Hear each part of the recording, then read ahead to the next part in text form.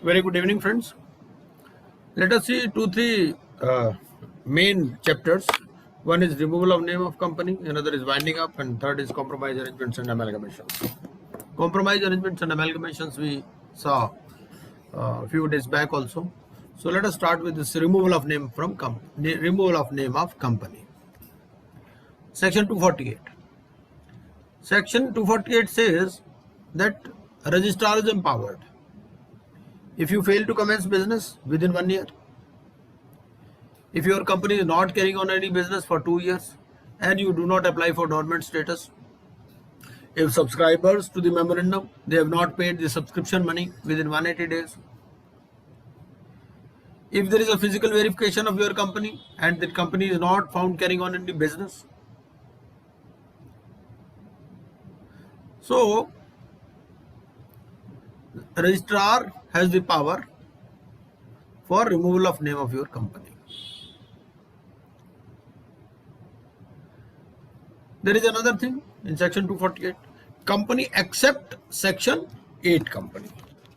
So section 8 company cannot apply on any of the grounds, because section 248 subsection 3 says nothing in subsection 2 shall apply to a company. So 248.1 says registrar has reasonable cause to believe that company failed to commence business, do not carry on any business, did not apply for dormant status, subscriber not paid the subscription money, not found carrying on business on physical verification. Then 248 subsection 2, what it says? Company also may apply after extinguishing all liabilities by special resolution or consent of 75% of the members in terms of paid up capital. So 248.1, registrar has the power. 248.2, company can itself apply through special resolution.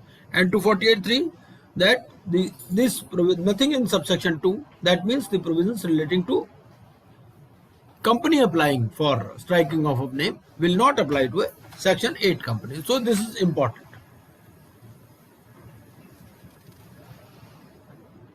249. Now 249 says there are restrictions on making application under section 248. Suppose you have recently changed your name, you have recently changed your office from one state to another, or you have applied under section 230 for compromise arrangements and amalgamations, and there is a disposal of assets which you were holding before seizure of trade. So these are some of the restrictions on making applications under section 248. This is in nutshell 249. Section 250. 250 says effect of the company notified as dissolved. So certificate of incorporation deemed to have been cancelled except for realizing the dues and payment of liabilities. So what is the effect of company if it is notified as dissolved?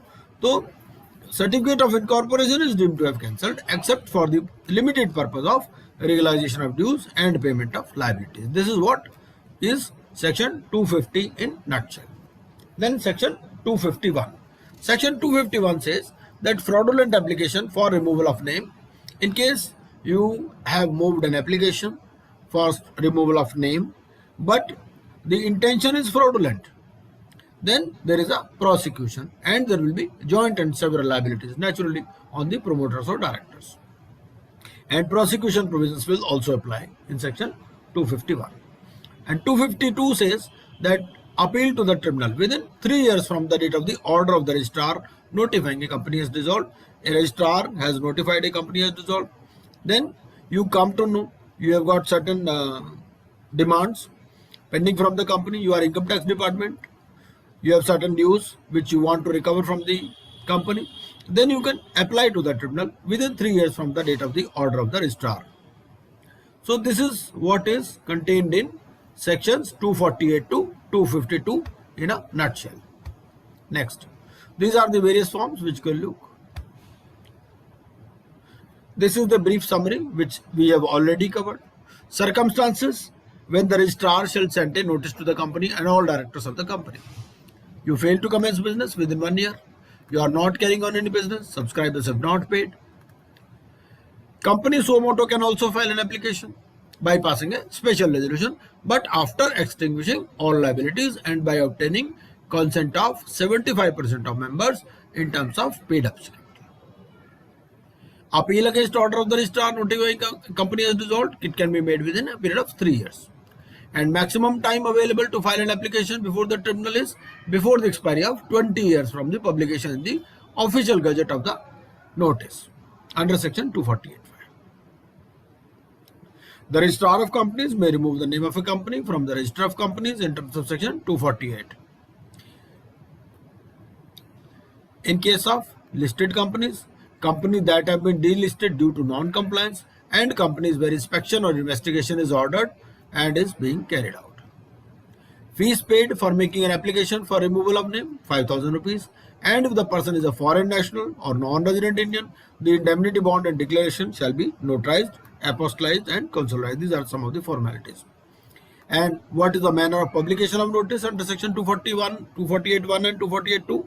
By publishing in the newspaper in a English language and at least one vernacular language. Now let us see some of the situations where this power of the tribunal may be put to test before some adjudicating authority. So first case is the tribunal must give a reasonable opportunity of making representation and of being heard before passing an order. Suppose the tribunal has passed an order, but it did not give notice to, say, Income Tax Department or GST or SEBI, then those persons may raise this objection and have the name of the company again restored. So the tribunal must give a reasonable opportunity of making representation and of being heard before passing an order to the registrar, to the company. Even registrar may raise an objection. If the tribunal removes the names of the company without giving notice to the registrar, even registrar can move an application before the tribunal. Company and all persons which are concerned under section 240, 252(1) of the Companies Act. Another situation can be that section 248 of the Companies Act in no manner will affect the powers of the tribunal to wind up a company, the name of which has been struck off from the register of the companies. The question for consideration is that during the pendency of winding up petition, the name of the company has been struck off. Suppose some winding up petition is pending and the name of the company has been struck off. Then in such circumstances, whether NCLT can proceed with winding up petition or not, it was held yes. We will see the details. Another situation could be the document placed by the appellant company failed to prove that it was carrying on business or it was not in operation when its name was struck off. Suppose the registrar strikes off your name or the tribunal removes your name on the premise that you are not carrying on any business, then you may be required to produce your accounts also. If your accounts say that there was no sale, no purchase, no business was in operation, then also your name may be struck off. And a person other than member or a creditor can also challenge the striking off of the company name. So who are the parties who can challenge such striking off? So there are various parties including the liquidator. So these are some of the things we will see. Another thing is regarding procedure regarding filing of appeal before NCLT and grounds on which registrar of companies can remove the name of a company from register of companies and categories of companies which shall not be removed from the register of companies under the company's removal of name. So these are some of the things we will see. Now let us see it one by one. First case is, in this case, the name of the company was struck out by ROC from register of companies. Now income tax raised an objection that okay, we have got certain demands, company has done certain financial transactions that have been entered into by the company for the assessment year, and information regarding this were received from the office of the income tax officer. No return was filed. This is a usual case. Suppose you want to open a case of a company in 148 and you find from the MCA record that the company's name has been struck off, then you apply to the tribunal. Now in this case, notice under section 148 has been issued for assessment proposing to assess income, but to their dismay, the income tax authorities, when they scan the records of MCA, they found the name has already been struck off, and they find that no notice was given to them. Therefore, it is difficult to assess the defunct company, and it will cause huge loss of revenue to the government. Hence, it was prayed that the name of the company be restored in the register of companies. So, they prayed before the tribunal that the name of the company should be restored. The authorized representative for the registrar of companies submitted before the tribunal that they do not have any objection to restore the name of the company in the register of companies. Normally, when such an objection is raised, registrar is also issued notice, but the authorized representative of the registrar of companies submitted before the tribunal that they do not have any objection to restore the name of the company in the register of companies. NCLT allowed the appeal and directed to restore the name of the company in the register of companies. However, before passing of the impugned order, no notice was served on the company. In this case, company was also an interested party. Company को दिक्कत हो गया, भाई ऐसे तुमने मुझे क्यों नहीं नोटिस दिया, रजिस्ट्रार को तो नोटिस दे दिया कि भाई आपको कोई इनकम टैक्स डिपार्टमेंट ने कहा जी मेरे कुछ ड्यूज हैं, ठीक है ना। तो ट्रिब्यूनल ने क्या किया, आरओसी को नोटिस इशू कर दिया। आरओसी ने कहा जी हमें कोई दिक्कत नहीं है, आप रिस्टोर कर दो ना, ठीक है, लेकिन कंपनी को नोटिस नहीं दिया गया। अब इसमें कंपनी अपील में चली गई, ठीक है। Being agreed with this order, the appellant ex-director and majority shareholder and power of attorney holder has filed this appeal. अब ये अपील में पहुंच गए कि जी हमें तो और पूछा ही नहीं, हमारी कंपनी है, हमारा नाम तुम रिस्टोर कर रहे हो, हमारी लाइबिलिटी आ जाएगी, तुमने हमसे तो पूछा ही नहीं। Appellant submitted that section 252(1) of the Companies Act provides that before passing any order under this section, the tribunal must give a reasonable opportunity of making representation and of being heard to the registrar, the company and all the persons concerned, ठीक है। उन्होंने कहा जी 252(1) देख लो, and rule 37 of the NCLT rules also provides that the tribunal shall issue notice to the respondent to show cause against the application or petition on date of hearing to be specified in the notice. अब issue क्या आ गया, issue ये आ गया इसमें कि whether the order given by the tribunal, अब order tribunal order दे चुका है कि भाई रिस्टोर कर दो, ठीक है, whether it is sustainable in law as it has been passed without giving a reasonable opportunity of making representation or of being heard to the appellant. appellant कौन है इस केस में, कंपनी है, ठीक है। तो NCLT ने कहा कि भाई देखो ये जो ऑर्डर पास किया ना NCLT ने, इन्होंने रिस्टोर तो कर दिया नाम, इन्होंने ROC से तो पूछ लिया, कंपनी से तो पूछा नहीं भाई तुम्हें कोई ऑब्जेक्शन है कि नहीं। तो ये जो ऑर्डर है ना NCLT का, this is not sustainable in law, तो it is set aside and the matter is remitted back to the NCLT Mumbai with the direction that after hearing the parties decide the said appeal under section 252 of the Companies Act as per law without influence by its earlier order, ठीक है ना। तो उन्होंने कहा भाई ऐसे है कि आप पुराने ऑर्डर से इन्फ्लुएंस किए बिना, तो देखो ये सिचुएशन आ गई, ऐसे इस पे केस स्टडी बना सकते हैं, ठीक है ना, कि भाई वो इस तरह से बना देगा जी इनकम टैक्स की डिमांड है, और इनकम टैक्स डिपार्टमेंट ने जब MC का रिकॉर्ड देखा तो कंपनी का नाम कटा हुआ था, इनकम टैक्स ये अपील में चले गए ट्रिब्यूनल के पास, तो ट्रिब्यूनल ने ROC को ऑर्डर इशू कर दिया, ROC ने कहा हमें कोई ऑब्जेक्शन नहीं, ठीक है ना, तो नेम रिस्टोर हो गया, लेकिन कंपनी को नोटिस नहीं दिया। अब कंपनी ने अपील फाइल कर दी, चलिए हम तो पूछा ही नहीं, तो NCLT ने कहा NCLT का ऑर्डर जो है वो ठीक नहीं है और आप दोबारा करो उसको, ठीक है। ये वो जो ऑर्डर है वो नॉट, मामला तो दोबारा NCLT के पास ही आता है, ठीक है ना। जैसे हमारे पास भी क्या होता है, CIT अपील में अगर हम केस जाते हैं, ठीक है ना, ITO ने कोई डिमांड रेज कर दी, ठीक है, CIT उसको स्ट्राइक डाउन कर देता है, तो दोबारा रिमांड बैक करता है, तो यहाँ पर भी वही है। NCLT ने कहा भाई ये ऑर्डर ठीक नहीं है, दोबारा रिमांड बैक कर दिया NCLT को, ठीक है। I think it is clear, simple issue है, बट केस स्टडी आ सकती है, ठीक है। दूसरे में क्या है, ये section 248 of the companies Act in no manner will affect the power of the tribunal to wind up a company the name of which has been struck off from the register. Company का नाम पहले ही cut चुका है, ठीक है। अब बात यह है कि भाई वाइंडिंग अप की पिटीशन आप सुन सकते हो कि नहीं सुन सकते, ठीक है। तो 248 of the Companies Act in no manner will affect the power of the tribunal to wind up a company the name of which has been struck off from the register of companies. अब question for consideration क्या है कि भाई आपकी winding up petition चल रही है, नाम कंपनी का स्ट्राइक ऑफ हो गया अंडर 248, तो क्या NCLT weather,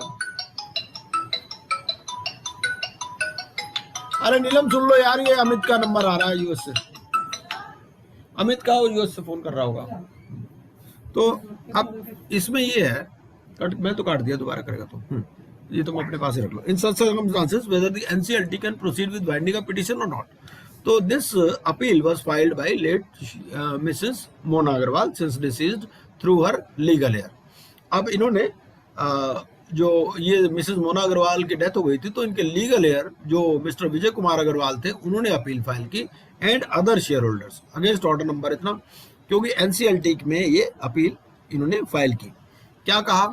thereby dismissing the petition with liberty to file fresh one as and when the company's name is revived. Facts of the case. Facts of the case क्या थे कि भाई कुछ share holder जो हैं इन्होंने वाइंडिंग अप पिटिशन फाइल की under section 433। ठीक है। अब ऑनरेबल जो हाई कोर्ट है, इन्होंने क्या किया, इन्होंने ट्रांसफर कर दी पिटिशन एनसीएलटी को। ठीक है। And they directed the petition to be amended to refer to the relevant sections of the companies Act. ठीक है। तो पिटिशन अमेंड होकर के और it was treated as application filed under section 271 of the companies Act. ठीक है। अब NCLT ने नोटिस इशू कर दिया on the petition for winding up. ठीक है। अब during the pendency of the petition ROC ने क्या किया, आरओसी ने स्ट्रक ऑफ कर दिया। ठीक है। अब वाइंडिंग अप पिटिशन पेंडिंग है। ठीक है। Respondent number 2 filed an appeal before NCLT Delhi under section 252 of the Companies Act for revival of the company, which is pending for adjudication before the NCLT. ठीक है। अगस्त में क्या हुआ, NCLT rejected the petition for winding up with liberty to the petitioner to file a fresh one as and when the respondent company is revived. उन्होंने कहा भाई ऐसा है कि जब ये कंपनी रिवाइव हो जाएगी तब आप पिटिशन फाइल कर देना। ठीक है। अब क्वेश्चन इसमें ये है कि जब स्ट्राइक ऑफ हो चुका है तो क्या रिवाइव करना जरूरी है वाइंडिंग अप पिटिशन के लिए? स्टोरी ये है। तो being agreed with this order the एपेलेंट्स have filed this appeal. तो एपेलेंट जो है ये ट्रिब्यूनल में पहुंचे। एपेलेंट ने कहा कि भाई during the pendency of the petition before NCLT the name of the company was struck off by the ROC under section 248। ठीक है। For which an appeal under section 258 is pending. ठीक है। लेकिन एनसीएलटी ने ये कंपनी पिटिशन रिजेक्ट कर दी है कि भाई कंपनी का नाम स्ट्रक ऑफ हो गया है और आप रिवाइवल के बाद ये एप्लीकेशन फाइल करना। ठीक है। तो लेकिन इन्होंने कहा भाई ऐसा कुछ नहीं है, आप वाइंडिंग अप पिटिशन भी चल सकती है और ऐसा नहीं है कि पहले रिवाइव होने के बाद ही वाइंडिंग अप पिटिशन फाइल करोगे, ऐसा नहीं है। ठीक है। कहानी है, कितनी सी स्टोरी है। आगे चलते हैं। अब एक केस में क्या हुआ, जैसे हम जो अपने striking off removal of name वाले प्रोविजंस पढ़ते हैं, तो उसमें यह है कि अगर आपकी कंपनी कोई बिजनेस नहीं कर रही, ठीक है ना, तो आप रजिस्ट्रार रिमूव कर सकते हैं उसका नाम। तो इस केस में क्या हुआ कि रजिस्ट्रार ने उसका नाम रिमूव कर दिया कंपनी का कि भाई आप कोई बिजनेस तो कर नहीं रहे, ठीक है ना, और nor in operations for 2 immediately preceding year, और आपने डोरमेंट कंपनी का स्टेटस भी नहीं अप्लाई किया। एपेलेंट ने अपील फाइल कर दी बिफोर एनसीएलटी कि भाई हमें तो नोटिस दिया ही नहीं 248(1) का, है ना, और रजिस्ट्रार जो है they had proceeded to issue notice under section 248(5) of the companies Act, ठीक है ना, और कंपनी का नाम इन्होंने स्ट्राइक ऑफ कर दिया। एपेलेंट ने कहा कि भाई हम तो बिजनेस कर रहे थे और हमारी ऑडिटेड स्टेटमेंट भी है, ठीक है ना, 2012-13 से लेके 16-17 तक की हमारी फाइल्ड है, ये कह रहे हैं बिजनेस नहीं कर रहे। तो एनसीएलटी ने considered the case put up before it as well as the document. उन्होंने कहा भाई ऐसे है, आप बिजनेस कर रहे हो तो अपने डॉक्यूमेंट दिखा दो, तुम्हारे पास क्या डॉक्यूमेंट है, ठीक है ना। अब ये अपील में पहुंचे हैं ट्रिब्यूनल में, ठीक है, एनसीएलटी का ऑर्डर हो चुका है। एनसीएलटी ने कहा दिया भाई ये बिजनेस नहीं कर रहे, ना डोरमेंट स्टेटस के लिए अप्लाई किया, इनका नाम काटो, ठीक है। अब ये अपीलेंट अथॉरिटी के पास पहुंचते हैं, तो ROC filed reply before the NCLT. तो एनसीएलटी नेचुरली आरओसी को बुलाया कि भाई तुमने इसका नाम किस बेस पे काटा, ठीक है, और इसने आरओसी ने एफिडेविट दिया कि भाई appellate company had not filed financial statements 2004 से 2011 तक की उन्होंने फाइनेंशियल स्टेटमेंट फाइल नहीं की, ठीक है ना, और बैलेंस शीट जो है और एनुअल रिटर्न 1 साल के लिए फाइल की थी उन्होंने 31/3/2012 वाली, and thereafter again there was no filing. एक बार 31/3/2012 की फाइल की, उसके बाद में दोबारा कोई फाइलिंग नहीं, ठीक है ना। STK1 का नोटिस हमने इशू किया और copy of the same has been filed. तो according to the ROC the appellant did not respond to the notice. उन्होंने कहा इनको नोटिस का जवाब ही नहीं आया, ठीक है ना, तो हमने स्ट्राइक ऑफ कर दी कंपनी, ठीक है, और पब्लिक नोटिस दिया 248(5) में। अब इशू ये है कि भाई whether ROC had served notice under section 248(5) before proceeding towards striking off of the name of the appellant company and whether appellant company was in business। तो दो इशू आए, ठीक है। एक तो ये 248(5) का नोटिस दिया था या नहीं दिया था। 248(5) दोबारा देख लेंगे, आपके पास बेयर एक्ट होगा। तो 248(5) क्या कहता है? 248(5) कहता है ये, at the expiry of the time mentioned in the notice the registrar may, unless cause to the contrary is shown by the company, strike off its name from the register of company and shall publish notice thereof in the official gazette, and on the publication of the official gazette the company shall stand dissolved। ठीक है, इन्होंने public notice दिया था, उसने कोई जवाब नहीं दिया और आरओसी ने कहा जी ये कोई बिजनेस भी नहीं कर रहे। तो ट्रिब्यूनल क्या कहेगा? ट्रिब्यूनल कहेगा भाई ठीक है, तुम अपना दिखा दो क्या बिजनेस कर रहे हो। NCLT held that there is no doubt that the affidavit filed by the ROC है ना, और नोटिस उन्होंने फाइल किया था, ठीक है ना, इन्होंने तो ऑफिशियल रिकॉर्ड दे दिया, पब्लिक नोटिस भी दिया। Apart from this the appeal filed before NCLT itself admitted that notice under section 248 was published in the official gazette। Copy of notice दिया है STK 5, इससे एपेलेंट को अपॉर्चुनिटी मिली है, एपेलेंट ने कोई जवाब ही नहीं दिया to move the ROC if it was aggrieved। After such notice the appellant made no effort. भाई पब्लिक नोटिस हो गया, STK 5 आपको मिल गया, आपने कोई एफर्ट ही नहीं किया, ठीक है। एंड आप ROC के पास जा सकते थे, you could have put up your case that the appellant was in business और in operation, that the contention that opportunity to the appellant was not given is not accepted. उन्होंने कहा दो issue है, पहली बात अपॉर्चुनिटी दी कि नहीं दी, public notice दिया, STK 5 नोटिस दिया और ये ROC के पास गए नहीं, इन्होंने कुछ बताया नहीं। दूसरी बात कि बिजनेस में है या नहीं है ये भी देख लेते हैं। उन्होंने कहा भाई ऐसा है कि regarding the merits of the claim that the appellant was in business और in operation, the documents filed before NCLT include 2 income tax return. इन्होंने 2 इनकम टैक्स रिटर्न दिखाई, ग्रॉस टोटल इनकम दिखाई 504 रुपए, और इनकम टैक्स रिटर्न जो 17-18 की दिखाई उसमें ग्रॉस टोटल इनकम की दिखाई 1473 रुपए। उन्होंने कहा भाई तुम बिल भी दिखा दो अपने, क्या बिल थे तुम्हारे पास ट्रिब्यूनल ने। तो अगर इनवॉइसेस देखें तो सेलर जो है कनोडिया हॉजरी मिल है, buyer Kanodia knit private limited है। एड्रेस देखो, एड्रेस दोनों सेम है, 35 नॉर्थ बस्ती हलफूर सिंह सदर थाना रोड, तो सेम एड्रेस है दोनों कंपनियों का। मतलब एक ही कंपनी ने दूसरे बिजनेस को एक ही बिल काटा और वो दिखा दिया हम बिजनेस कर रहे हैं, ठीक है। अब ये देखो, कहता कोई अंधा भी समझ जाएगा भाई इनका क्या मतलब है, ऐसे डॉक्यूमेंट जो सबमिट किया ट्रिब्यूनल ने बोला it is a forgone clause, how much weight, हम इन डॉक्यूमेंट्स को क्या वेटेज देंगे, ठीक है ना। तो भाई ये जो क्लेम ऑफ द एपेलेंट है कि भाई हम बिजनेस कर रहे थे, तो ये कोई बिजनेस नहीं है। आप सिस्टर कंसर्न को एक ही इनवॉइस काटा, उसकी रिटर्न फाइल कर दी। तो having heard the appellant and seeing the documents finding and observations, NCLT found no reason. उन्होंने कहा NCLT ने जो स्ट्राइक ऑफ किया बिल्कुल सही कहा, there is no substance in this appeal and the appeal is rejected. ठीक है, सिंपल है, समझ आ जाएगा आराम से, इस पे भी केस स्टडी बना सकते हैं। अगला देखते हैं, a person other than member और creditor can also challenge the striking of the company name. ठीक है, मेंबर तो कर ही सकता है, क्रेडिटर भी कर सकता है, और कौन चैलेंज कर सकते हैं। ठीक है, the petitioner assailed said decision of the registrar of Companies West Bengal striking of the name of Rama inn international private limited. इन्होंने कहा जी रामा इन का नाम आपने हटा दिया।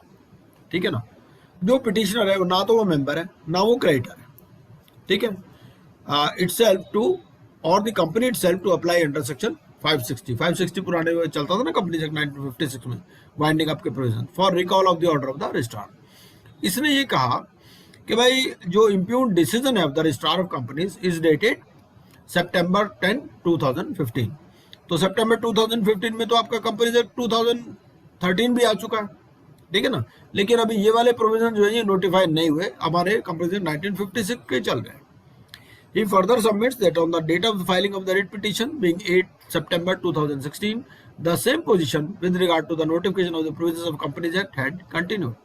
अब इन्होंने ये कहा कि भाई ये जो 248 वाले प्रोविजन है ये बाद में नोटिफाई हुए, क्योंकि कंपनीज एक्ट 2013 में ना time to time staggered manner में नोटिफाई हुए थे, तो उन्होंने कहा जी ये प्रोविजन तो बाद में नोटिफाई हुए। तो therefore the petitioner did not approach the NCLT under the Act of 2013। अब पिटिशनर ने क्या कहा, पिटिशनर ने कहा कैसा जी, रजिस्ट्रार ने नाम तो काट दिया लेकिन कोई रीजन नहीं दिया। उन्होंने कहा कि पिटिशनर जो कंपनी और अनदर लीगल एंटिटी हमारा जी आपस में बिजनेस हुआ, आपस में एग्रीमेंट हुआ है with regard to hotel business, इसमें कोई एक आर्बिट्रेशन क्लॉज भी है। ठीक है ना, और जो डिस्प्यूट्स एंड डिफरेंसेस है had arisen between the parties to such agreement. तो petitioner had referred such dispute to arbitration. उन्होंने कहा जी हमारे आपस में कोई बिजनेस का एग्रीमेंट हुआ था, उसमें कोई डिस्प्यूट हुए, आर्बिट्रेशन क्लॉज थी, तो हम आर्बिट्रेशन में उसके लिए जा चुके हैं। ठीक है, सच ये जो आर्बिट्रेशन प्रोसीडिंग है हमारी पेंडिंग है। अब आपने नाम काट दिया, company was a party respondent in such arbitration proceeding. ठीक है ना, in order to non-suit the petitioner in the arbitration proceeding, respondent number 2 and 3, who were the persons in control and management, have made an application under section 560। अब इन्होंने कहा भाई, इन्होंने सोचा जो कि हम 560 की एप्लीकेशन लगा देते हैं ताकि हम वहां से निकल जाएंगे आर्बिट्रेशन से बाहर। ठीक है ना, तो ये जो रजिस्ट्रार का डिसीजन है to strike out the name of the company, ये दिस इज परवर्स। ठीक है, अब रिस्पोंडेंट नंबर 2 और 3 जिन्होंने 560 की एप्लीकेशन लगाई थी, उन्होंने कहा भाई ये पिटिशनर है, इसका कोई लोकस स्टैंडी नहीं है। आप कंपनी एक्ट 1956 पढ़ लो, 560 सेक्शन पढ़ लो, इसका कोई लोकस स्टैंडी नहीं है to file the writ petition. Company act 2013 के प्रोविजन अभी नोटिफाई नहीं हुए, तो he submits that the petitioner is neither the company, ना तो ये कंपनी है, ये जो पिटिशन लगा रहा बंदा, इसका सिर्फ क्या है, एग्रीमेंट है with regard to hotel business. इसने कहा जी हमारे को डिस्प्यूट हो गए और आर्बिट्रेशन क्लॉज है, प्रमोटर खुद पहुंच गए 560 में कि हमारी कंपनी को वाइंड अप कर दिया जाए ताकि वो आर्बिट्रेशन में से बाहर निकल आए। जो जिन्होंने एप्लीकेशन फाइल की थी, वो जो प्रमोटर है वो कहने लगे भाई इस बंदे का कोई लोकस स्टैंड नहीं है, ये कैसे रिट पिटिशन फाइल कर सकता है, ना तो ये कंपनी है, ना ये मेंबर है, ना ये क्रेडिटर है। ठीक है ना, तो the petitioner therefore cannot be allowed to achieve something indirectly which is not permitted to do directly. The petitioner is not entitled to apply under section 560 subsection 6। ठीक है ना, तो उन्होंने कहा भाई ये तो चैलेंज नहीं कर सकता। अब इशू क्या आया, इशू ये आया कि कोई जो आदमी जो मेंबर नहीं है या क्रेडिटर नहीं है या कंपनी नहीं है, क्या वो 560 के नोटिस को चैलेंज कर सकता है? और क्या जो पिटिशनर है जिसका एक बिजनेस एग्रीमेंट था, क्या उसका कोई लोकस स्टैंडिंग है? और अगर इन दोनों इश्यूज का आंसर अगर एफर्मेटिव में है, तो क्या जो रजिस्ट्रार का नोटिस है वो विशेटेड माना जाएगा? तो कलकत्ता हाई कोर्ट ने कहा भाई ठीक है, पिटिशनर कंपनी भी नहीं है, ना मेंबर है, ना क्रेडिटर है। ठीक है ना, और 560 सबसेक्शन 6 के हिसाब से ये एप्लीकेशन भी फाइल नहीं कर सकता। ठीक है ना, कोई स्टैट्यूटरी राइट तो नहीं है इसके पास, but there is a remedy for every violation of a right. भाई जो भी इसका राइट वायोलेट हुआ उसके लिए कहीं तो रेमेडी दोगे ना। अब ये क्या है, the petitioner claims violation of its rights by the impugned decision of the registrar. इसने कहा जी मेरे जो राइट्स हैं, मैं आर्बिट्रेशन वाला केस फाइल ही नहीं कर पा रहा, मैं आर्बिट्रेशन से बाहर निकल जाएंगे जब इनकी कंपनी खत्म हो गई तो। ठीक है ना, तो इन्होंने कहा भाई इस बंदे के जो राइट्स, जो इसके बिजनेस राइट्स हैं, वो तो वायोलेट हो रहे हैं ना by this decision of the registrar. It can not be said that the petitioner does not have any forum before which it can ventilate. भाई ऐसा तो नहीं कह सकता ना, ये कहीं जा ही नहीं सकता बेचारा। ठीक है ना,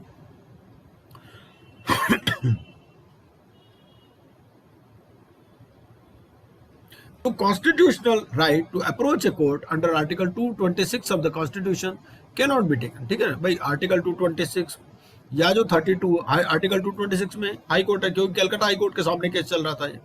ठीक है ना, तो कहा भाई this right can not be taken away by the statute. तो ये तो such person can approach a regular civil court और अप्लाई अंडर आर्टिकल 226। आर्टिकल 226 में हाई कोर्ट का डायरेक्टली अप्लाई कर सकते हो without first moving through the regular channel.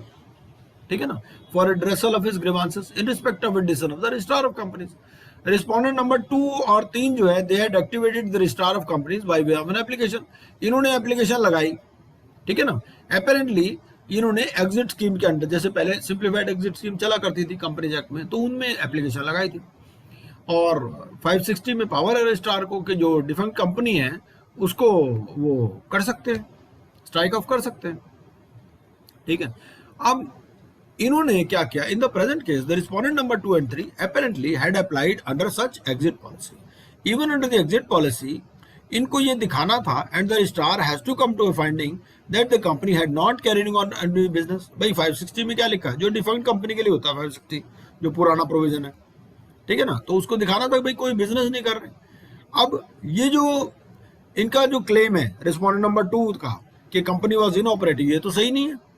ठीक है, तो एनसीएलटी ने कहा तो भाई कंपनी की पेड अप कैपिटल है 50 लाख रुपए, इन्वेंट्री इनके पास पड़ी है 50 लाख रुपए, शेयर्स पड़े 13 करोड़ 84 लाख 61 हजार रुपए। ये ट्राईपार्टाइट एग्रीमेंट कर रही है होटल बिजनेस के लिए, तो इस केस में क्या माने कि कोई बिजनेस ही नहीं कर रही, ठीक है। बिजनेस कंट्री इनकी इन्वेंट्री भी है, शेयर्स हैं इनके पास 13 करोड़ रुपए के, पेड अप कैपिटल है, तो ये तो नहीं, हम नहीं कह सकते भाई ये डिफॉल्ट कंपनी है, ठीक है। इसने ट्राइपार्टाइट एग्रीमेंट भी कर रखा to carry on hotel business, तो this it can not be said to be without business और बीइंग इनऑपरेटिव सिंस इनकॉर्पोरेशन, ठीक है ना। भाई 560 तो कहता है कंपनी में कुछ काम ही नहीं हुआ तो उसको वाइंड अप कर दो, सिंप्लीफाइड एग्जिट स्कीम लाते हैं टाइम टू टाइम, ठीक है ना। तो ये जो रजिस्ट्रार ऑफ कंपनीज का जो डिसीजन है ये परवर्स है, ठीक है ना। तो इनको रिस्टोर करो रामा इंटरनेशनल का नाम, ठीक है ना, और जो भी कॉन्सिक्वेंशियल इफेक्ट्स होंगे वो फॉलो करेंगे, ठीक है। सिंपल है मेरे हिसाब से, समझ में आ गया आराम से, कोई दिक्कत नहीं। अगला, अगले केस में क्या है, the Narmada limited is incorporated as a private limited company. इस मतलब इस तरह से ना वो सिचुएशन बना के दे देगा। तो हमने इसमें 4-5 सिचुएशन दी हैं, ये 4-5 सिचुएशन आप स्टडी कर लोगे आराम से समझ में आ जाएगा, कोई दिक्कत नहीं। Narmada limited is incorporated as a private limited, और भी आप ऐसे सिचुएशन बना सकते हो। आपको क्या करना है, आपको तो प्रोस्पेक्टस वाले पे भी केस स्टडी बनानी है, हर एक पर केस स्टडी बनानी है, कोरम पे भी बना सकते हो, जिस पे मर्जी बना लो, ठीक है ना। केस स्टडी क्या है, कहानी है, एक सेक्शन को पिरोया गया है कहानी में, बस और कुछ नहीं है। Narmada limited is incorporated as a private limited company under the provisions of the companies act 1956 with the register of companies, ठीक है। कंपनी का हेड ऑफिस फलाना है, मेन ऑब्जेक्ट ये है। नोटिस ऑफ स्ट्रक ऑफ मिला है फ्रॉम आरओसी ग्वालियर मध्य प्रदेश, ठीक है। तो उन्होंने कहा भाई आपने एनुअल रिटर्न अपनी फाइनेंशियल स्टेटमेंट फाइल नहीं की, एनुअल रिटर्न फाइल नहीं की, और कंपनी का नाम इन्होंने काट दिया, ठीक है, 248(1) में।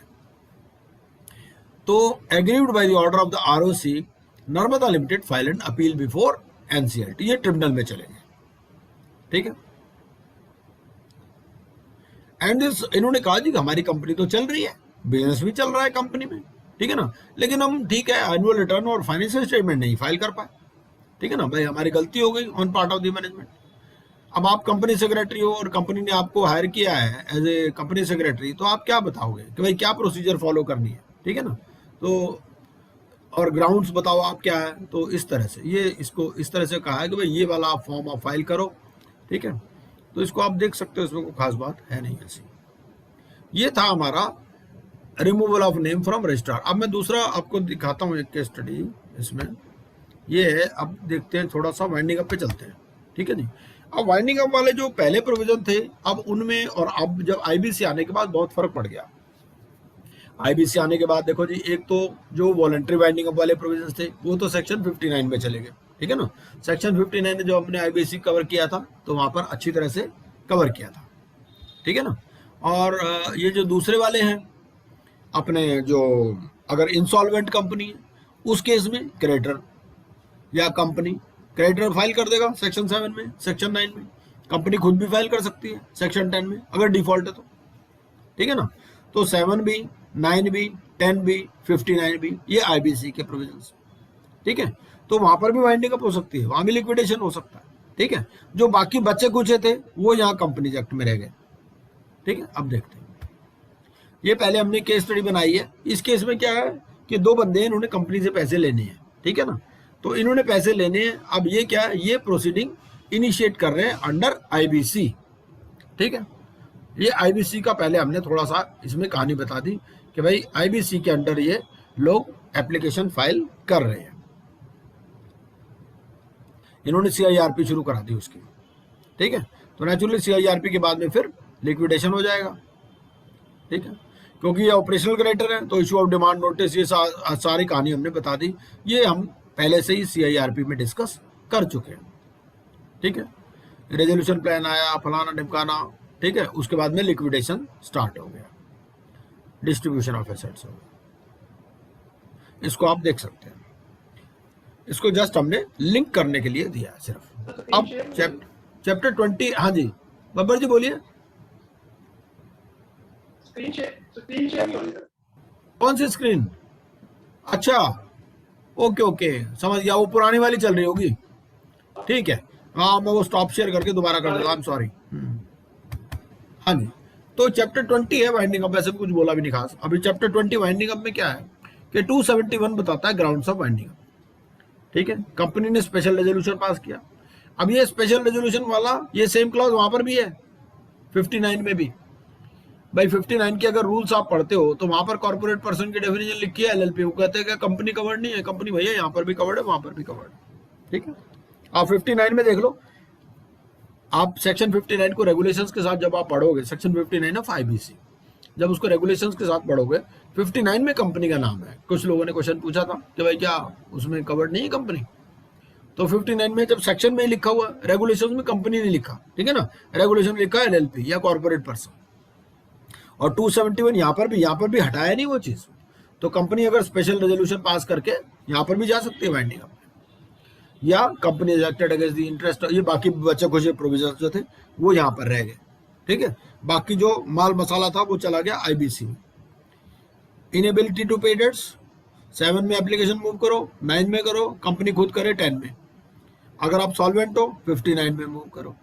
ठीक है, यहाँ पर भी जा सकते हो, स्पेशल रेजोल्यूशन पास की, या कुछ कंसेस पुराने भी हो सकते हैं इसमें जो अभी भी चल रहे हैं, या company is acted against the interest of the sovereignty and integrity, या if on an application made by the registrar or any person authorized by the central government, the tribunal is of the opinion that the affairs of the company have been conducted in a fraudulent manner or there was a fraud in formation or management of the company. ठीक है, default in filing financial statement for 5 consecutive financial year, तो एक word जो consecutive है ये भी important है, तो consecutive होना चाहिए, बीच में फाइल कर दी तो फिर 5 साल चल जाएगी।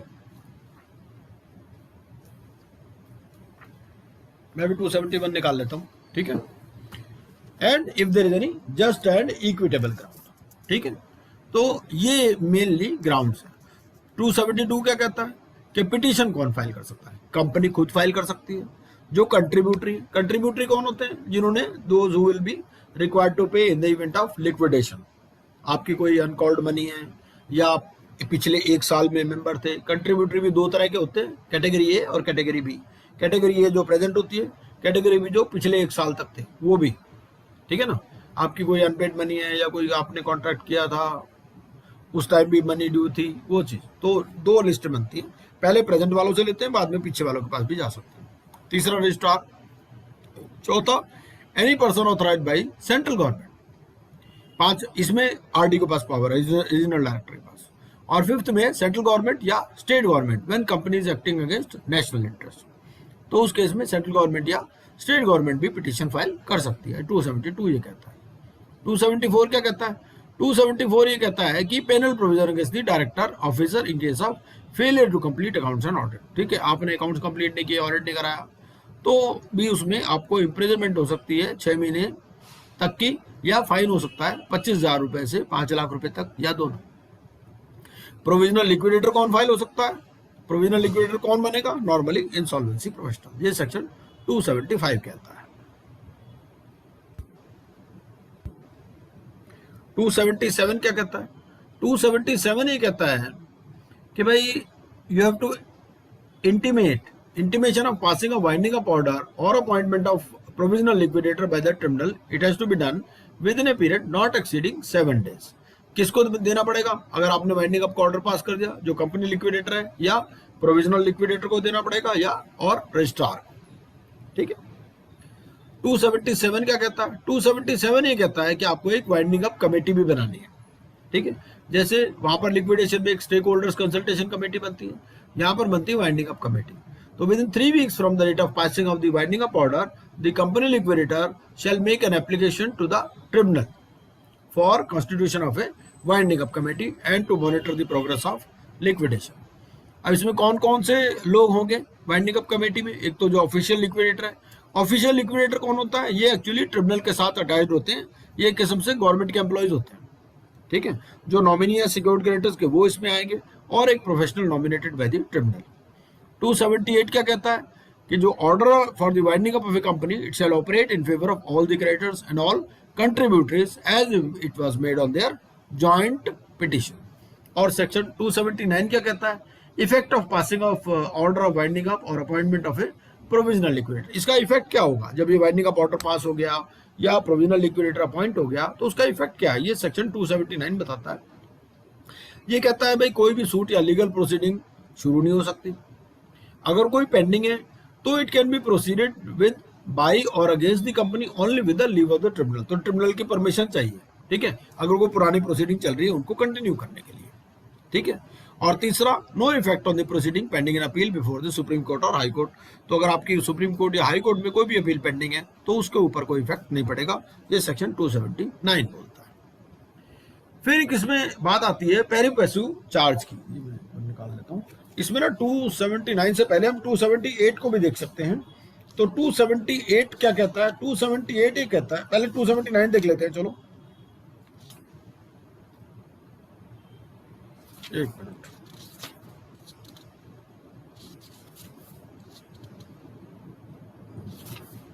ये 279 नहीं, तो हम आगे पहुंच गए और आगे चलते हैं।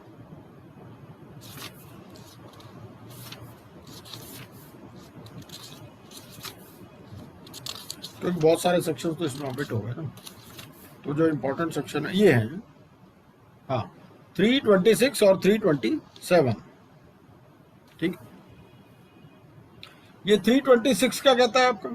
326 कहता है कि जी ओवरराइडिंग प्रेफरेंशियल पेमेंट्स, कि आपको क्या करना है कि प्रायोरिटी कैसे रहेगी? आपकी प्रायोरिटी रहेगी इसमें जो वर्कमैन ड्यूज हैं और जो सिक्योर्ड क्रेडिटर्स हैं उनका पेरी पैसू चार्ज क्रिएट होगा। तो पेरी पैसू चार्ज ऑफ चार्ज है ये of creditor and security. Security आपके पास 1 लाख रुपए की है, वर्कमैन ड्यूज आपके 1 लाख हैं, सिक्योर्ड क्रेडिटर 3 लाख है, ठीक है ना। सिक्योरिटी मतलब समझ लो टोटल पैसा देने के लिए 1 लाख रुपए देने के लिए 4 लाख रुपए के क्लेम है, ठीक है ना। तो एग्रीगेट अमाउंट आपका 4 लाख है, तो आपके पास 25% ही देने के लिए, तो 25% दोनों में आप पेरी पैसू कर लो। तो वर्कमैन पोर्शन आपको कितना मिल जाएगा? 25,000 इनको मिल जाएगा और 75,000 इनको मिल जाएगा। ये कहता है हमारा सेक्शन 327। ये 326 कहता है। और इसमें भी आपको क्या करना है? इसमें भी आपको ये करना है कि अगर वर्कमैन ड्यूज जो 2 साल तक के हैं, ठीक है ना, provided that in case of winding up of a company the sum refer to subsection 1 and 2 which are payable for a period of 2 years preceding the winding up, ठीक है, they shall be paid in priority to all other debts including debts due to secured creditor। तो secured creditor से भी पहले अगर आपके कोई workman dues हैं 2 साल तक के, लेकिन उसमें लिखा होना चाहिए, अगर आपके पास केस स्टडी आती है उसमें लिखा है, मान लो खाली लिख दिया वर्कमैन ड्यूज अगर लिखा है तो इस तरह से ट्रीटमेंट होगा जैसे ये बताया। लेकिन अगर उसमें ये लिखा है कि workman dues for a period of 2 years preceding the winding up order, तो पहले उनको पेमेंट होनी है सिक्योर्ड क्रेडिटर से भी पहले, ठीक है। ये है 326। और 327 क्या कहता है? ये जैसे हमारे पास सीआईआरपी या लिक्विडेशन में वाटरफॉल मैकेनिज्म है सेक्शन 53, ठीक है ना, ये वैसा नहीं है, इसे थोड़ा सा अलग नजर आएगा आपको। क्योंकि 53 में क्या खूबी है? 53 में ये है कि जो सेंट्रल गवर्नमेंट या स्टेट गवर्नमेंट की ड्यूज हैं वो लोअर प्रायोरिटी पे है, ठीक है। लेकिन यहाँ ऐसा नहीं है, यहाँ पर जो ऑर्डर ऑफ प्रायोरिटी है सबसे पहले revenue and taxes due from central government, state government and payable within the 12 months। तो सबसे पहले इनके ड्यूज दो, पहले इनको पूजा करो। उसके बाद में all wages and salary payable within a period not exceeding 4 months within the 12 months। फिर accrued holiday remuneration, amount due on death और disablement, provident fund, pension fund, expenses of investigation, ये order of payment है इनका, ठीक है।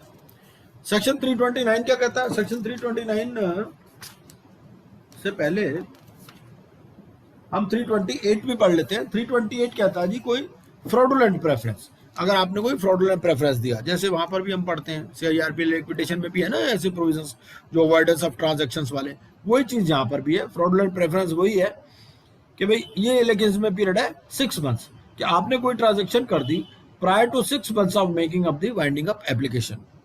जब आपने winding up की एप्लीकेशन लगाई उससे 6 महीने पहले अगर आपने कोई ऐसी ट्रांजैक्शन कर दी, तो where a company has given preference to a person who is one of the creditors of the company और a surety or a guarantor for any of the debts or other liabilities, and the company does anything or suffers anything done which has the effect of putting that person into a position which in the event of the company going into liquidation will be better than the position he would have been if the thing had not been done prior to 6 months of making the winding up, तो ये fraudulent preference में आ जाएगा, ठीक है।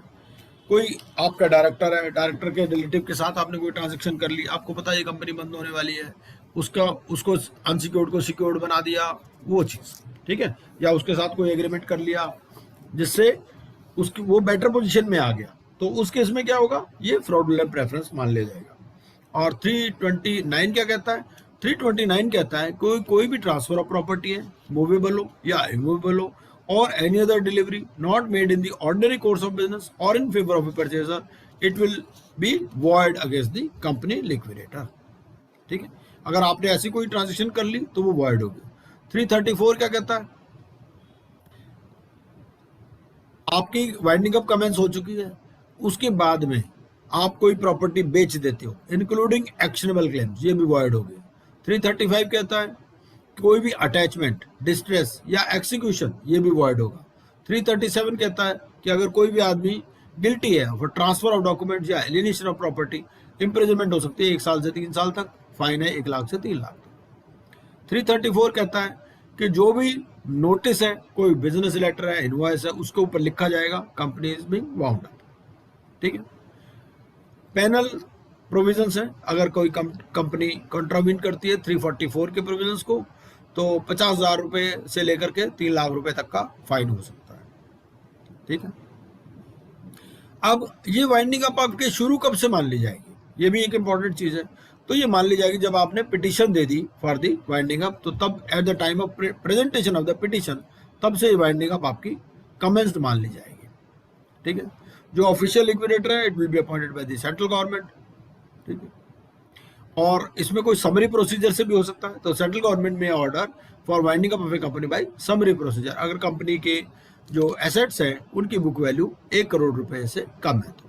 ठीक है, 1 करोड़ रुपए या उससे कम है, नॉट एक्सीडिंग 1 करोड़, तो 1 करोड़ या उससे कम है तो। एक्सपीडिशियस डिस्पोजल की बात आती है, तो within 60 days of his appointment the official liquidator shall expeditiously dispose of all the assets. ठीक है, जो डेटर्स है, मान लो किसी से पैसे लेने हैं, ठीक है, कंपनी की बुक्स में डेटर खड़े हैं या कंट्रीब्यूटर से पैसे लेने हैं, तो इनको नोटिस देगा ऑफिशियल लिक्विडेटर कि भाई आप 30 दिन के अंदर पैसे दो। ठीक है, और अगर कोई ऐसा नोटिस मिल गया तो टाइम अवेलेबल कितना होगा विद ए क्रेडिटर, वो 30 दिन के अंदर इसकी अपील फाइल कर सकता है। अब आइए थोड़े से एक दो इसमें केस देख लेते हैं। तो सबसे पहली बात तो इसमें आती है, एक केस इसमें आता है कि right of a secured creditor to file a winding up petition. ठीक है भाई, एक आदमी है, उसको क्या है, उसका डीआरटी में केस चल रहा था, डीआरटी से उसको डिक्री मिल गई। ठीक है, रिकवरी सर्टिफिकेट भी मिल गया, तो क्या वो वाइंडिंग अप पिटीशन फाइल कर सकता है? तो इन्होंने कहा हाँ कर सकता है। दूसरा, अगर कोई आदमी दूसरी ऑर्गेनाइजेशन का हेड है, ठीक है, तो क्या उसके एसेट्स को भी अटैच कर सकते हो आप 337 या 339 में? तो ये कहा भाई आप नहीं कर सकते। मान लो जैसे बैंकर होते हैं, बहुत सारे बैंकर को डायरेक्टर बना देते हैं, इंडिपेंडेंट डायरेक्टर बना देते हैं, ठीक है ना, तो क्या उनके एसेट्स भी अटैच हो सकते हैं अगर मान लो कंपनी कोई फ्रॉड कर रही है? ठीक है, तो उन्होंने कहा भाई नहीं, ये आप नहीं कर सकते, उनके एसेट्स को अटैच आप नहीं कर सकते। देखते हैं क्या है।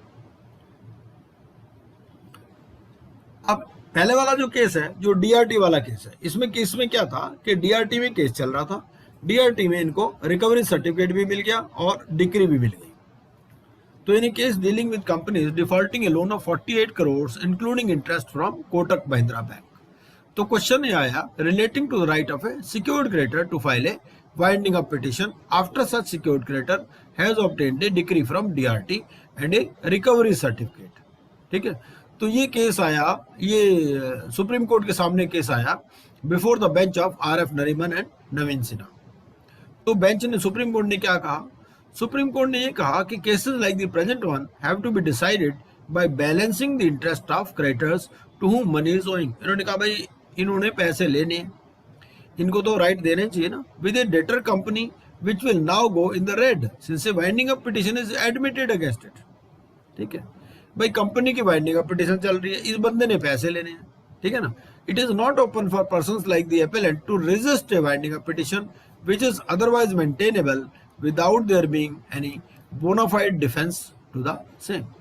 तो कोर्ट ने कहा कि भाई जहां तक वाइंडिंग अप प्रोसीडिंग्स की बात है, since such a proceeding is not for recovery of debt due to banks, the bar to jurisdiction contained in section 18 read with section 34 of the recovery would not apply to winding up proceedings। ठीक है, तो उन्होंने कहा जो DRT act में ये बार है कि दिस बार कि भाई आप अगर आपको कोई डिक्री इशू हो गई है, ठीक है ना, तो ये वाइंडिंग अप प्रोसीडिंग्स पर अप्लाई नहीं होगा। इन्होंने ये कहा कि as a matter of fact sub paragraph 1 and 4 of paragraph 18 would show that the proceedings before the DRT and winding up proceedings can carry on in parallel stream. भाई DRT की recovery भी चलती रहेगी और वाइंडिंग अप प्रोसीडिंग भी चल सकती है, ठीक है ना। तो ये क्या कहते हैं, that is why paragraph 18(1) states that a debt recovery tribunal acting under the Recovery of Debts Act would be entitled to order sale and sell the properties of the debtor even if of a company in liquidation, but only after giving notice to the official liquidator। आपको official liquidator को notice देना है तो आप बेच भी सकते हो, or to the liquidator appointed by the company court and after hearing it, ठीक है। तो citing Lord Atkins's judgment where he said that one has not lost one's right to a second helping because one has taken the first, ठीक है। भाई आप हलवा खा रहे हो, आपने एक चम्मच खा लिया, दूसरा भी खा सकते हो, आपको स्वाद आ गया तो। The court said that the bank can not be said to be blowing hot and cold. वो ये नहीं कि भाई दो आप remedies you are blowing hot and cold, ऐसा नहीं माना जाएगा। भाई बैंक को अगर आपको रिकवरी का सर्टिफिकेट भी मिल गया, डिग्री भी मिल गई, तो भी आप यहाँ पर भी आ सकते हो, ठीक है। When secured creditors like the respondent are driven from pillar to post to recover what is legitimately due to them, in attempting to avail of more than one remedy at the same time, they do not blow hot and cold, but they blow hot and hotter, ठीक है ना। तो इस case में ये है कि secured creditor he can file a binding petition even though he has obtained a decree from DRT और रिकवरी सर्टिफिकेट मिल चुका है, तो भी यहाँ पर बाइंडिंग अप पिटीशन वो फाइल कर सकता है। यस, दूसरा केस हम देखते हैं। इस केस में क्या हुआ कि मान लो आप एक इंडिपेंडेंट डायरेक्टर, ठीक है ना।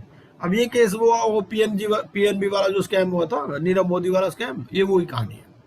इस केस में क्या हुआ, the respondent herein had initiated the petition against the persons who had been named as accused. उनका इंडिपेंडेंट डायरेक्टर्स का नाम भी जो है वो एफआईआर में आ गया। ये जो एपेलेंट है केवी ब्रह्माजी राव, ये इन्होंने अपील फाइल की under section 421 of the companies act against the order pass by NCLT, ठीक है। क्योंकि एनसीएलटी ने इनको भी जो है रिस्पोंडेंट बना लिया, ठीक है, और इनके भी एसेट्स को कहा दिया अटैच कर लो, किसके, इंडिपेंडेंट डायरेक्टर के। अब ये जो इंडिपेंडेंट डायरेक्टर थे ये पहुंचे ऊपर ट्रिब्यूनल में, ठीक है। Respondent herein had initiated petition against the persons who had been named as accused in the FIR and further filed by Punjab national bank. Punjab national bank ने सारे डायरेक्टर के नाम, वो तो सारे लिस्ट डाल देते हैं पूरे डायरेक्टर्स की, ठीक है ना। एनसीएलटी ने कह दिया इनके सबके एसेट्स अटैच करो। FIRs were registered against some known and unknown accused who had been alleged to be perpetration of the huge financial scam against the PNB। Respondent order investigation, इन्होंने कहा भाई 107 कंपनीज और 7 LLP है, इनका investigation order करो, ठीक है। And also sought to supplement the investigation by seeking intelligence of the tribunal. तो यहाँ इनके और भी जैसे सीरियस फ्रॉड इन्वेस्टिगेशन ऑफिस में भी केस चल रहे थे, कई जगह चल रहे थे, ठीक है। तो ट्रिब्यूनल ने ऑर्डर कर दिया कि भाई असेट्स अटैच कर लो। तो at the relevant time the appellant was the executive director. ये बंदा एग्जीक्यूटिव डायरेक्टर था पीएनबी का, ठीक है ना।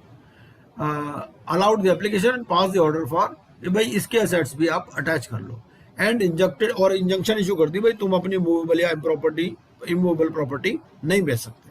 इन्होंने कह दिया, ये जो इंडिपेंडेंट डायरेक्टर पहुंचे ऊपर, इन्होंने कह दिया ये तो जी this violation of principles of natural justice, मेरे को तो एडवांस कॉपी दी नहीं ऑफ द सेड एप्लीकेशन, ठीक है, और without giving opportunity of hearing ये ऑर्डर पास कर दिया। तो इशू ये गया कि भाई एक आदमी जो दूसरी किसी ऑर्गेनाइजेशन का हेड है, ये पीएनबी में एग्जीक्यूटिव डायरेक्टर थे, ठीक है, और इस कंपनी में भी इंडिपेंडेंट डायरेक्टर थे, ठीक है ना। तो whether any person who is head of some other organisation can be roped in and his और assets can be attached in exercise of the powers under section 337 and 339। तो NCLT ने कहा कि जो दूसरी ऑर्गेनाइजेशन का हेड है उसके एसेट्स को आप अटैच नहीं कर सकते, क्योंकि ये तो बंदा एग्जीक्यूटिव डायरेक्टर है पीएनबी का, he is an employee of other organisation, he can not be impleaded as respondent in the case against Nirav Modi group and Gitanjali group of companies. तो ये एनसीएलटी का order it was set aside and the appeal is allowed. तो इसका मतलब ये है कि भाई आप इसमें नहीं जा सकते, ठीक है। और देख लेते हैं थोड़ा सा, एक आध के स्टडी, अभी टाइम है थोड़ा सा, है ना। इसमें हम देखते हैं थोड़ा सा, ये सीए वाली केस स्टडीज देख लेते हैं, ठीक है ना। कॉम्प्रोमाइज अरेंजमेंट्स, कॉम्प्रोमाइज अरेंजमेंट्स तो हमने पहले डिस्कस कर ली है, ठीक है ना। इसमें क्या होता है कॉम्प्रोमाइज अरेंजमेंट में, बेसिकली कंपनी या क्रेडिटर्स, ठीक है, या शेयर होल्डर खुद पहुंच जाते हैं कि भाई ठीक है, हम कुछ कम लेने को राजी हैं, हमारे को जो है हमारी स्कीम जो है एनसीएलटी से अप्रूव करा दो, है ना। एनसीएलटी देखता है 75% से अप्रूवल है, 90% से अप्रूवल है, सबको नोटिस वगैरह देता है। ये सारी चीजें हम पहले ही देख चुके हैं, ये वन पेज समरी भी हमने देख लिया था। सेक्शन 230, ये फिर भी एक बार रिवाइज कर लेते हैं इसको 5 मिनट में। सेक्शन 230 बोलता है कि NCLT to order meeting on application.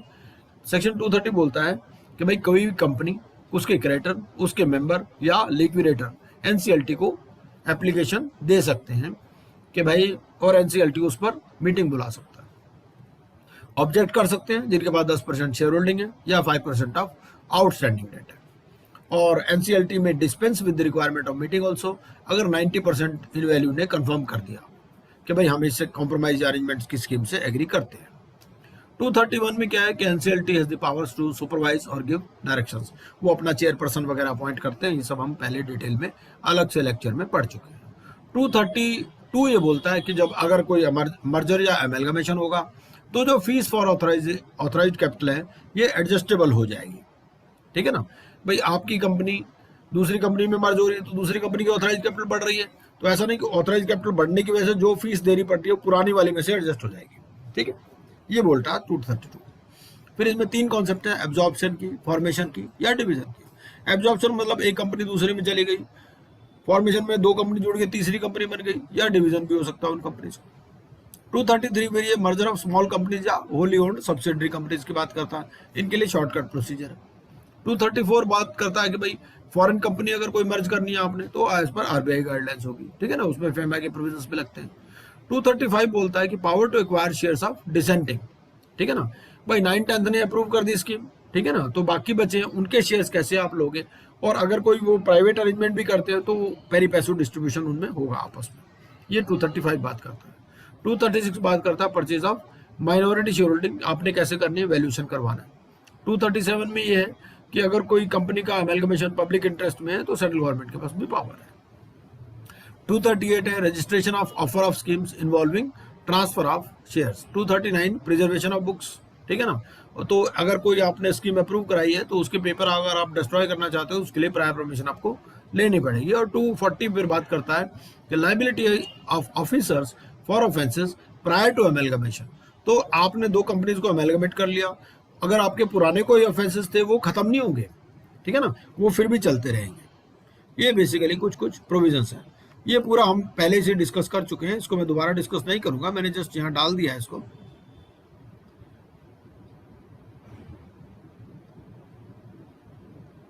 यहाँ तक हम कर चुके थे। अब देखिए इसमें 3-4 चीज पहले पीपीटी, एक्चुअली में सर पीपीटी पुरानी वाली नजर आ रही है, 24 स्लाइड है जिसमें।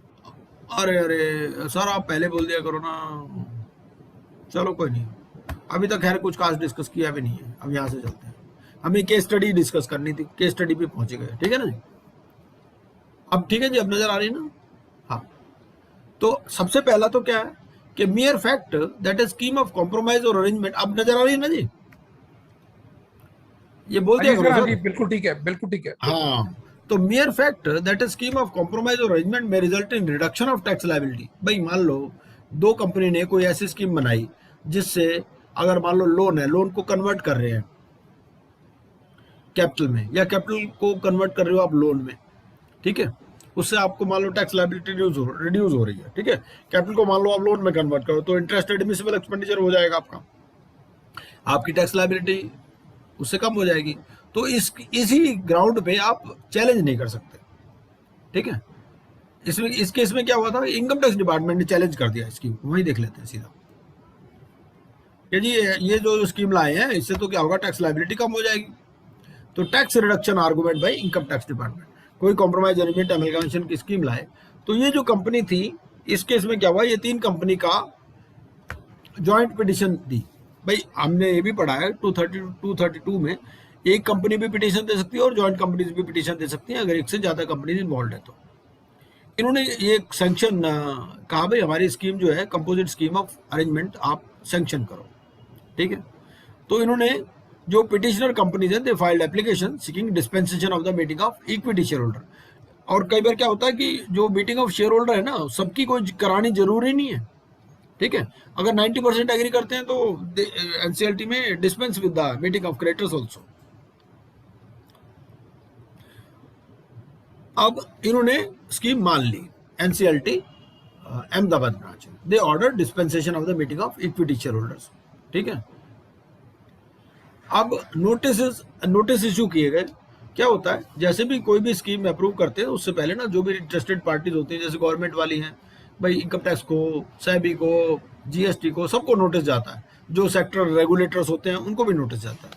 तो इसमें भी notice were issued on regional director north western region registrar of companies, ठीक है ना।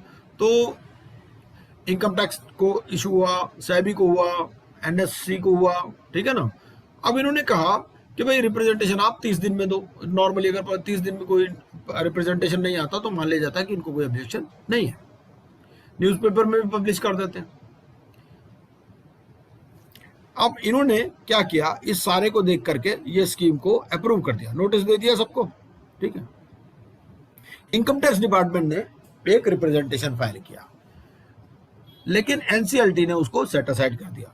वो इनकम टैक्स डिपार्टमेंट ने वहां पर भी यही कहा था एनसीएलटी में कि ये जो स्कीम लाए हैं जी इससे क्या होगा, टैक्स लायबिलिटी इनकी कम हो जाएगी। तो इनकम टैक्स डिपार्टमेंट अपील पे चला गया ट्रिब्यूनल में। तो एपेलेंट ने कहा कि tribunal has not adjudicated on the, income tax department ने कहा जी हम तो एनसीएलटी के पास भी गए थे, एनसीएलटी ने हमारे ऑब्जेक्शन पर कोई ध्यान ही नहीं दिया, ठीक है ना। At the threshold before granting any sanction to the proposed scheme, इन्होंने कहा कि भाई हमारा एक स्पेसिफिक ऑब्जेक्शन था कि भाई ये जो प्रेफरेंस शेयर्स हैं इनको ये कैंसिल कर रहे हैं, इनको ये लोन में कन्वर्ट कर रहे हैं। जब ये लोन में कन्वर्ट करेंगे तो इंटरेस्ट एडमिसिबल हो जाएगा, इंटरेस्ट जब एडमिसिबल होगा तो it will substantial reduce the profitability, जो कंपनी की प्रॉफिटेबिलिटी कम हो जाएगी। और ये तो टैक्स इवेजन टूल है, ठीक है ना। तो it will act as a tool to avoid and evade taxes.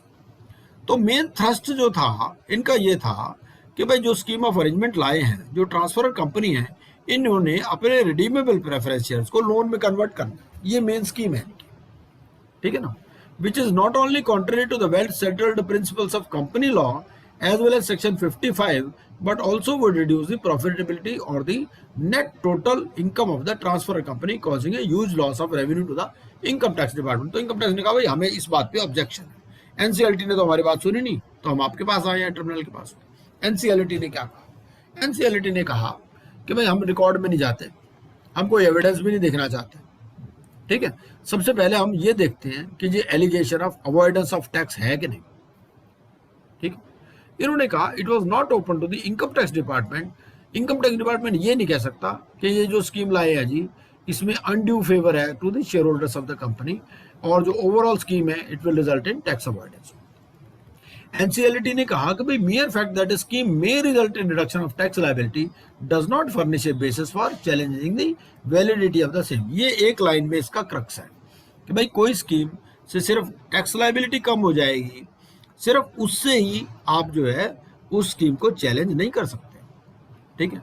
Income tax department which sought for liberty while accepted by the petitioner, petitioner ने कहा ऐसा है जी आप हमारे अकाउंट्स चेक कर लेना, जब हमारी ये स्कीम कॉम्प्रोमाइज की स्कीम लागू हो जाएगी हमारे स्कीम चेक कर लेना, आप देख लेना कोई टैक्स लायबिलिटी कम हुई है क्या हुआ है, ठीक है ना। तो विच सॉट फॉर लिबर्टी ये पिटिशनर ने एक्सेप्ट कर ली थी and the NCLT Ahmedabad branch while approving the scheme has granted liberty.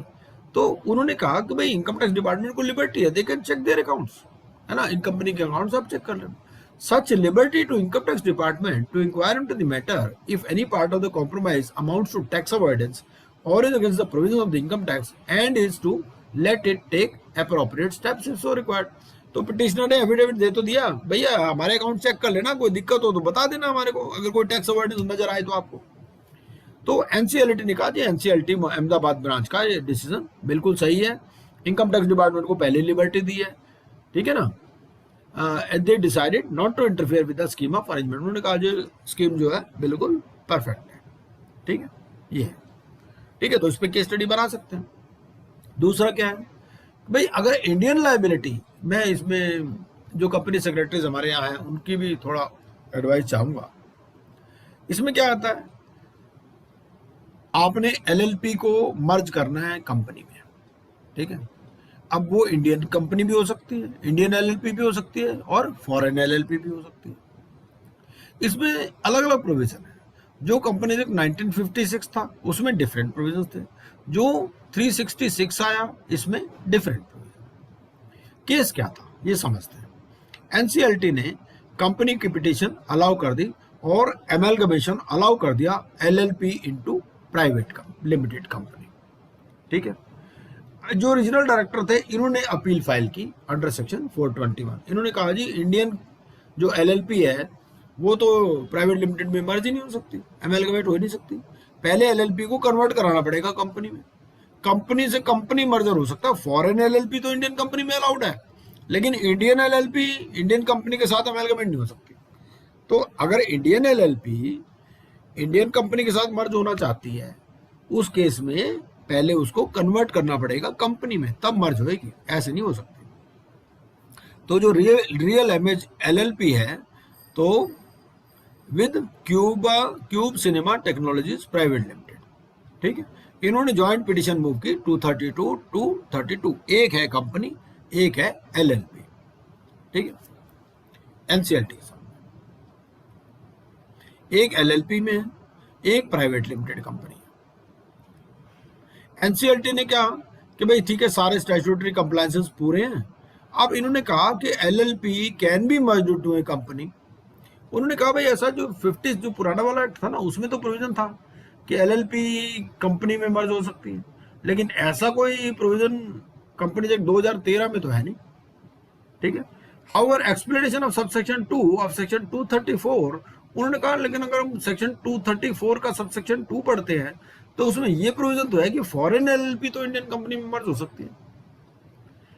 तो एनसीएलटी ने कहा it would be wrong to presume that the companies act prohibits merger of an Indian LLP with an Indian. उन्होंने कहा जी act लिखने वाले कुछ भूल गए लगता है। एनसीएलटी ने ये कहा कि कॉसस ओमिसस उन्होंने अप्लाई करके, और एनसीएलटी ने कहा भाई देखो जब फॉरेन एलएलपी इंडियन कंपनी के साथ अमेलगमेट हो सकती है तो इंडियन कंपनी भी हो सकती है, ठीक है। तो thus there does not appear any express legal bar to allow merger of an Indian LLP with an Indian company। तो एनसीएलटी ने क्या किया, एनसीएलटी ने ये प्रिंसिपल लगाया कॉसस ओमिसस का कि जी लॉ लिखने वाले कुछ भूल गए लगता है, ठीक है। तो लेकिन जो ओरिजिनल डायरेक्टर था उन्होंने इस केस में अपील फाइल की, भाई ये हो ही नहीं सकता, कंपनी एक्ट में जब नहीं लिखा तो तुम कैसे अलाउ कर दोगे।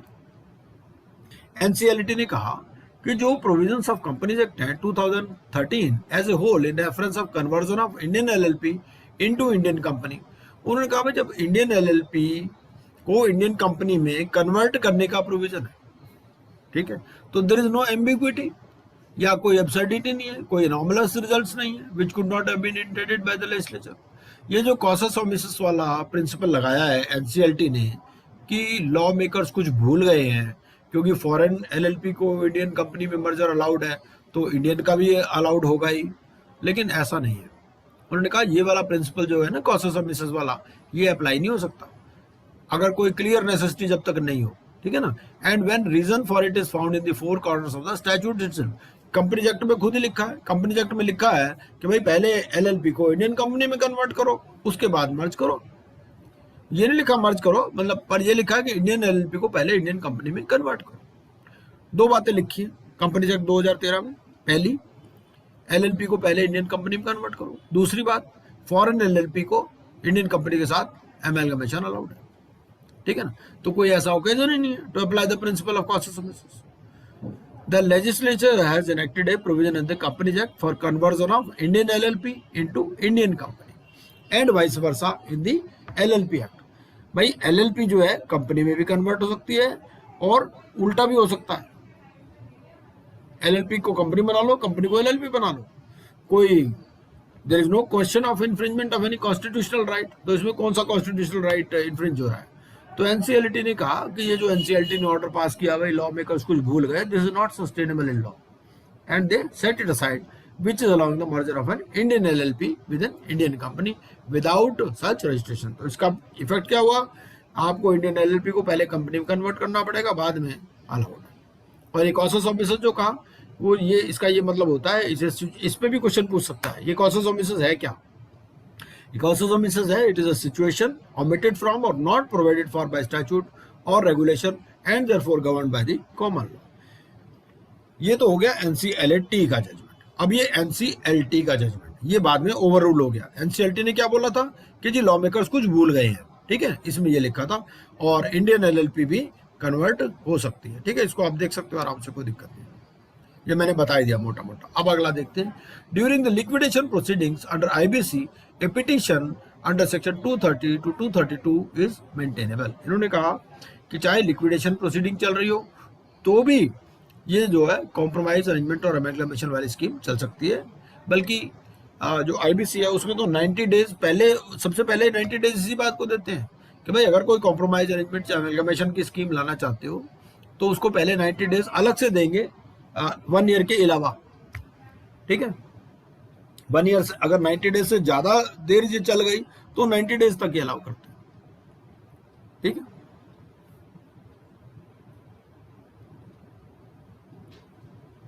तो इशू क्या है इसमें, थोड़ा सा ही डिस्कस करूंगा क्योंकि पहले से ही हमने किया हुआ है। इसमें ये था कि whether in a liquidation proceeding under IBC the scheme can be made in terms of 232 to 232, ठीक है। तो एनसीएलटी ने कहा कि लिक्विडेशन में क्या होता है, लिक्विडेशन में भी हम रिवाइवल और continuance of the corporate debtor we try by protecting the corporate debtor from its management and from a death by liquidation, ठीक है ना। तो even during liquidation the scheme of 230 to 232 is maintainable. अभी तो law में बिल्कुल clear है, कोई दिक्कत नहीं है। इसमें ये कहा कि NCLT further stated that even during the period of liquidation for the purpose of 230 to 232 the corporate debtor is to be saved from its own management, meaning thereby the promoters who are ineligible। ये promoters, ये हमें पता है, promoters जो है यहाँ पर भी ineligible है। ये जो compromise या arrangement वाली स्कीम कौन नहीं ला सकते, जो ineligible है, ठीक है, वो नहीं ला सकते। they are not entitled to file application for compromise and arrangements। तो proviso to section 35F of the IBC prohibits the liquidator, क्योंकि वहां पे उनको बेचने पर भी प्रोहिबिशन, ना तो उनको बेच सकते जो 29A में एलिजिबल नहीं है, और ना ही वो कोई ऐसी कॉम्प्रोमाइज की स्कीम ला सकते, ठीक है, लेकिन बाकी अदरवाइज अलाउड है। तो further promoter if ineligible they can not make an application for compromise and arrangement, ठीक है। एनसीएलटी बाय इम्प्यूग्न्ड ऑर्डर दो order to proceed under section 230 failed to notice that such application was not maintainable at the instance of the first respondent। उन्होंने कहा भाई देखो application तो आ सकती है लिक्विडेशन में भी, लेकिन इनएलिजिबल एप्लीकेंट नहीं मूव कर सकता, ठीक है। तो NCLT thus set aside the order passed by the NCLT and remitted the case to the liquidator adjudicating authority। तो क्या मतलब बना, मतलब ये हुआ कि स्कीम तो आप ला सकते हो 232 वाली इवन ड्यूरिंग लिक्विडेशन, लेकिन ऐसा आदमी स्कीम लेके नहीं आ सकता जो 29A में इनएलिजिबल हो। अगला, NCLT dismissed the objection raised by the appellants on alleged non-receipt of notice regarding scheme of amalgamation। भाई कोई स्कीम अप्रूव हो गई, अब कोई आदमी कहे जी मुझे नोटिस नहीं मिला, तो उस केस में ये है, इन्होंने कहा जी ऐसा है जी हमें तो कोई नोटिस ही नहीं मिला। To put the case of the appellants in a nutshell, इनका ये था कि भाई हमारे पास पहले 100% इक्विटी शेयर्स थे, ठीक है। ये जो कह रहे हैं ना हमें नोटिस नहीं मिला, खुद कंपनी के डायरेक्टर्स थे, इन्होंने ये अकाउंट साइन कर रखे हैं। बाद में इन्होंने क्या किया कि शेयर परचेज एग्रीमेंट कर लिया, ठीक है। दे वर होल्डिंग 100% इक्विटी, जो appellant है जिन्होंने ये अपील फाइल की है, and there was a share purchase agreement between them and the transferee company। 100% share holding transfer होनी थी इनसे ट्रांसफरी कंपनी को। इनका ग्रीवेंस क्या था कि payments were to be made by the transferee company in tranches, और इनिशियल पेमेंट के बाद में उन्होंने डिफॉल्ट कर दिया, तो इनसे शेयर भी चले गए और इनको पैसे भी नहीं मिले। तो although it is argued that the share purchase agreement being subsequent, the auditors may not have known about the same and so did not refer। इन्होंने कहा भाई सर्टिफाइड कॉपी ऑफ रिकॉर्ड, जो सर्टिफाइड कॉपी है record of proceeding before NCLT, हम ये देखते हैं कि भाई चेंज इन मैनेजमेंट तो है इन मंथ ऑफ अगस्त, ठीक है, इन respect of transfer company, report of official liquidator shows that both the transfer companies were wholly owned subsidiaries of the transferring company. तो इन्होंने कहा भाई जो एपेलेंट है, जिन्होंने अपील फाइल की है कि हमें नोटिस नहीं मिला, इन्होंने शेयर परचेज एग्रीमेंट साइन किया था, इन्होंने अपने शेयर्स दे दिए थे and they had resigned as directors. ठीक है, in fact the appellants even approved the balance sheet, इन्होंने बैलेंस शीट भी अप्रूव की थी 31 अगस्त 2016 को। तो एनसीएलटी ने सारे डॉक्यूमेंट देखे, उन्होंने कहा कि भाई इनको ये सारा पता था कि ये स्कीम ऑफ एमलगमेशन चल रही है। भाई जब खुद ही तुम अपने एसेट ट्रांसफर कर रहे हो, तुम कह रहे हो जी हमें पता ही नहीं है। And had no difficulties initially, शुरू में इनको कोई दिक्कत भी नहीं थी, इन्होंने अपनी 100% शेयर होल्डिंग ट्रांसफर करने के लिए शेयर परचेज एग्रीमेंट किया था। अभी कह रहे हैं हमें कुछ पता ही नहीं। But it appears that as their transaction based on SPA landed in difficulties, क्योंकि इनको पैसे नहीं मिले, शुरू में पैसे मिले बाद में नहीं पैसे मिले। Now they want to raise the grievance to the scheme of amalgamation on the plea that notice to them was also necessary. इन्होंने कहा भाई हमें भी नोटिस देना चाहिए था एमलगमेशन का। Going through material on record, NCLT did not find that there is any substance in the grievance raised by the appellants. Dispute related to SPA is before arbitration and transferring companies facing it. Again, if appellants had difficulty, they never went before NCLT to raise objections, although they knew about the amalgamation process. ठीक है ना? This being so, both the appeals are rejected. तो इन्होंने appeal इनकी reject कर दी। तो अगर अदरवाइज आपको नॉलेज है तो उस केस में आप ये नॉन रिसीट ऑफ नोटिस वाला प्ली नहीं ले सकते। ठीक है, तो ये कुछ केस स्टडीज मैंने बनाने की कोशिश की है। बाकी मैडम से मैंने रिक्वेस्ट किया, मुद्रा मैडम से, कि वो भी कुछ केस स्टडीज डेवलप करेंगी, क्योंकि because of shortage of time वो अभी नहीं डेवलप कर पाई। तो 2-4 दिन में, हफ्ते में जैसे ही केस स्टडीज कुछ डेवलप होती हैं तो उसको हम करेंगे। कल का जो सेशन रहने वाला है वो रहने वाला है हमारा पार्टनरशिप और ये एलएलपी के ऊपर। तो उसमें दिव्या सुमारी जी सेशन लेने वाली है कल उनका सेशन रहेगा।